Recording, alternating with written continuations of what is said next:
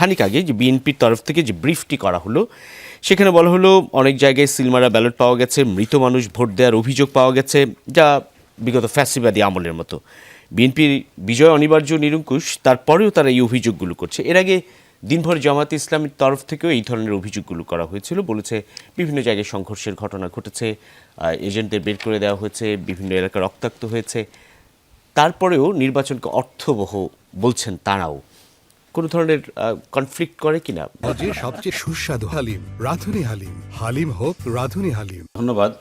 আসলে আমরা বাংলাদেশের রাজনীতিতে যে সহমর্মিতা অথবা সহনশীলতার যে একটা বিষয় ছিল, এটা আমরা আগে দেখিনি।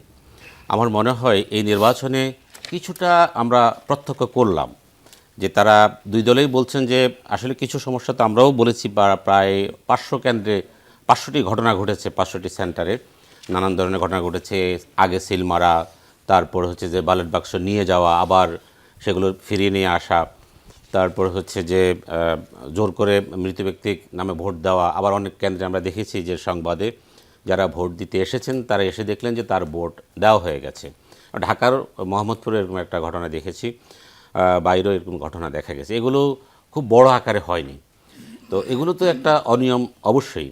তো এই অনিয়মগুলোকে, ছোট ছোট অনিয়মগুলোকে রাজনৈতিক বড় দুইটি জোট, আমরা দেখি যে জামাত ইসলামীর নেতৃত্বে একটা জোট এবং বিএনপির নেতৃত্বে একটা জোট, তারা জোটেই বলেছে যে আমরা তারপরে সুষ্ঠু ভোট হয়েছে বা আমরা অবজারভেশনে আছি।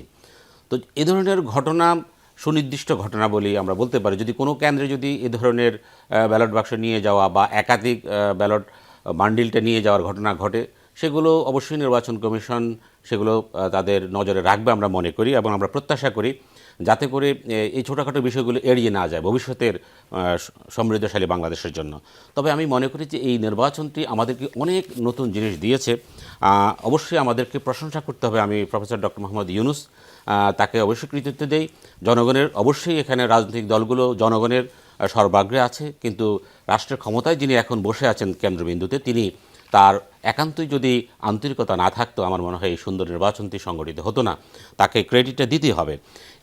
এই নির্বাচনে অনেকগুলো বিষয় জড়িয়ে আছে, যেমন এটি বাংলাদেশের ইতিহাসে প্রথম গণভোট এবং জাতীয় নির্বাচন, এবং এখানে রাজনৈতিক নতুন মেরুকরণ হয়েছে, যেটা আমরা 6 মাস আগেও কল্পনা করিনি যে রাজনীতি ধারা কোন দিকে যাচ্ছে। নতুন মেরুকরণ হয়েছে, এখানে তরুণ প্রার্থী এসেছে এবং নতুন প্রার্থীর সংখ্যা প্রচুর বেড়েছে।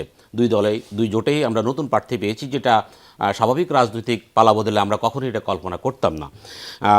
এখানে 2024 সালে একটা ভোট হয়েছে, সেটা যদি ভোট নয় তবু এই যে অল্প সময়ের মধ্যে আরেকটা সুষ্ঠু নির্বাচন হয়েছে, এটা একটা মাইলফলক। বিদেশিরা এখানে ভোট দিচ্ছে, অর্থাৎ যারা বাংলাদেশি যারা বাইরে থাকে, প্রবাসীরা ভোট দিতে পেরেছে, এবং ডিজিটালাইজেশন হয়েছে। খুব সহজেই যে কোনো ব্যক্তি অ্যাপসের মাধ্যমে তার ভোট কেন্দ্র কোথায়, কত নম্বর সিরিয়াল, এগুলো জানতে পেরেছে। এই যে এখন ভোট ফলাফল প্রদানের জন্য নির্বাচন কমিশন একটা ওয়েবসাইট খুলে রেখেছে অলরেডি। আমি একটু আগে দেখলাম যে সেখানে কোনো তথ্য এখনও যুক্ত হয়নি। তো এই যে অনেকগুলো বিষয় আমরা এখানে দেখব, এবং আইনশৃঙ্খলা বাহিনী প্রায় 9 লক্ষ আইনশৃঙ্খলা বাহিনী এখানে নিয়োজিত হয়ে রয়েছে সর্বসাকুল্যে। এখানে প্রায় 8 লক্ষ কর্মকর্তা, এই প্রিজাইডিং অফিসার সহ সবাই এখানে নিয়োজিত আছে। বিশাল একটা, আমরা জানি যে নির্বাচনে বিশাল একটা খরচ সরকারের বহন করতে হয়। এই জন্যই এই সরকার কিন্তু একটা ভালো সিদ্ধান্ত নিয়েছে। একটা দাবি এসেছিল যে গণভোটটা আলাদা করার জন্য, কিন্তু শেষ পর্যন্ত দুটো একসাথে হতে আমাদের অনেক অর্থ আমাদের বেঁচে গেছে, এবং একটা আমরা সমাধানে আসতে পেরেছি। তো আমি মনে করি যে ভোটাধিকার, দীর্ঘদিন পর মানুষ ভোটাধিকার প্রয়োগ করতে পেরেছে, এবং এই নির্বাচন উপহার দেওয়ার ক্ষেত্রে আমি মনে করি অবশ্যই দুটি জোটের একটা বড় ভূমিকা আছে। সর্বসাকুল্যে আমরা একটা ভালো দিকে এগুচ্ছি। এখন ফলাফল সামনে কি হচ্ছে আমাদেরকে আরও অপেক্ষা করতে হবে, কারণ দুই দলের প্রধানই বলেছেন, তারেক রহমানও সাহেবত বলেছেন এবং শফিকুর রহমান, ডাক্তার শফিকুর রহমান তিনিও বলেছেন যে আমরা সুষ্ঠু ভোট হলে আমরা সেটা, যদি সুষ্ঠু এবং বিতর্কমুক্ত ভোট হয় তাহলে ফলাফল সুষ্ঠু ভোট কিন্তু আমরা পেয়ে গেছি। তারা কিন্তু মেনে নিয়েছেন যে ছোটোখাটো ভুল ভ্রান্তি হলো, আমরা এটা মেনে নিচ্ছি।